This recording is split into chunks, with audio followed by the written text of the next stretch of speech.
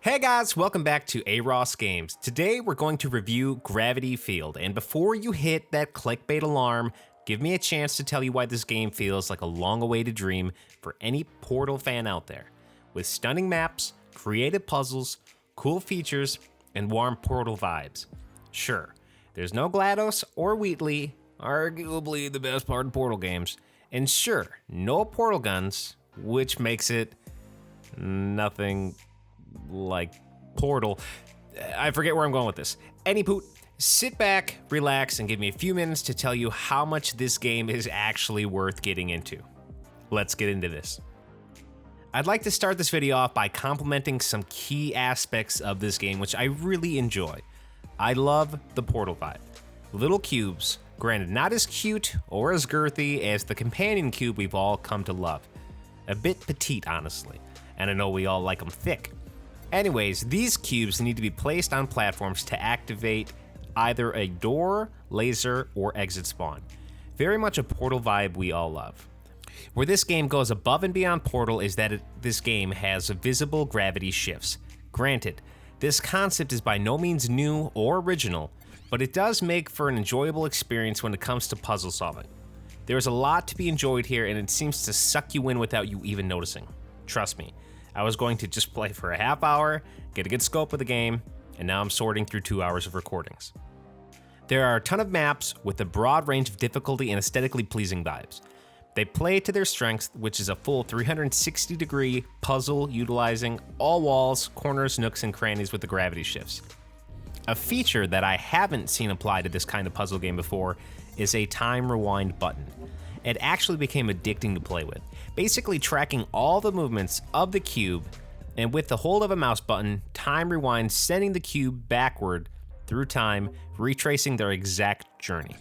Where this tool comes in handy is some platforms need to be activated by a cube, but the platform rises quicker than you can run to it. So all you need to do is set the cube on the button for a few seconds, take it off, run over to the platform, and reset time for the cube to find its way back to the button, sending you onward to either victory or the next leg of the puzzle. On a side note, I find the atmosphere well thought out and perfectly executed with wonderful background music and pleasing effect noises for all aspects of the puzzle. Granted, a big difference between this and Portal is that Portal had a storyline and some lovable characters throughout the journey, whereas Gravity Field does not. Honestly, I thought that was going to kind of kill the game for me, being such a big fan of the Portal series, but this game brought its own unique and fun side to the table. I hate to be the guy that takes this well-made game right out of the gates and compare it to Portal, but I don't think that's such a bad thing. Portal was a staple in my gaming life, and you can only play the story so many times, plus all the multiplayer puzzles, before you pine for more.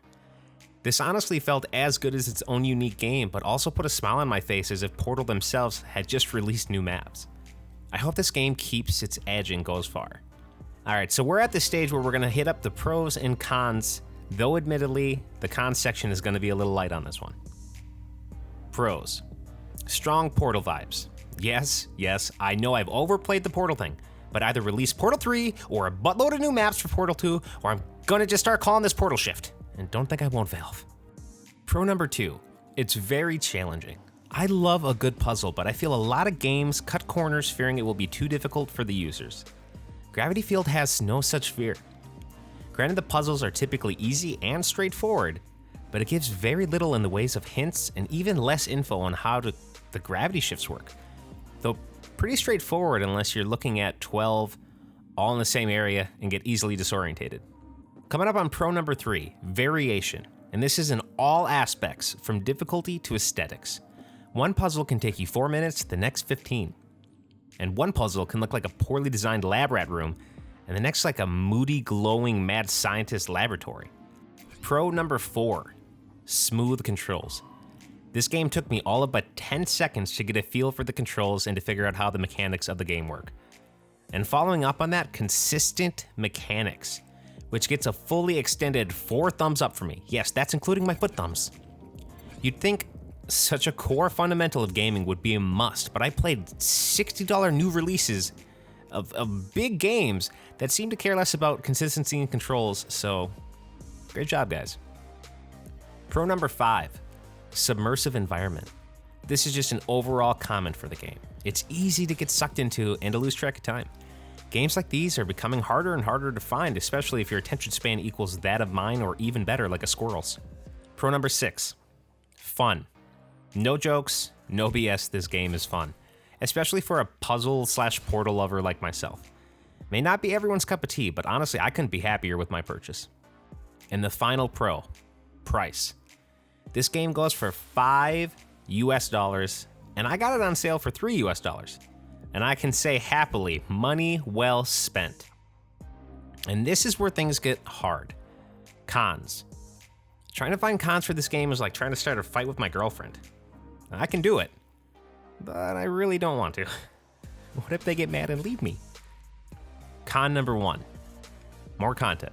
Granted, I didn't beat all the levels, but it seems like if you pace yourself, you can get a max of 4 to 5 hours of gameplay out of this. Which honestly isn't all that bad since I played campaigns that were just about as long as that. I would love to see more levels though. Con 2, size of levels. Everything I've played has felt about the same size. I would like to play bigger maps with a lot more thought-provoking puzzles. You need to find the right amount. Too little and you leave them wanting more out of it. Too long and they get frustrated and want to quit it. I feel like levels could use a bit more to be closer to that perfect balance. And con number 3, I want a gravity field Wheatley. I just miss Portal so much, man. Just make a soccer ball and put a little face or an eyeball on there that rolls around screaming, bird, bird, bird, and I'll be happy. All jokes aside, guys, this is not Portal. And please don't harass these guys for not being Portal. If anything, please thank them for bringing us some Portal vibe content that all of us have been waiting so long for. I would like to note that no, Gravity Field and the developer Soar Game in no way, shape, or form sponsored this review, paid for this review, or had any contact with me about this review. I just enjoyed the game and would like to spread the word about what it has to offer. Thank you guys so much for tuning into this video. If you enjoyed the review, please leave a like, and if there are any games, new or old, you'd like me to review, go ahead and comment them down below. This has been Aros Games, and I'll see you all on the next review. Later, gamers!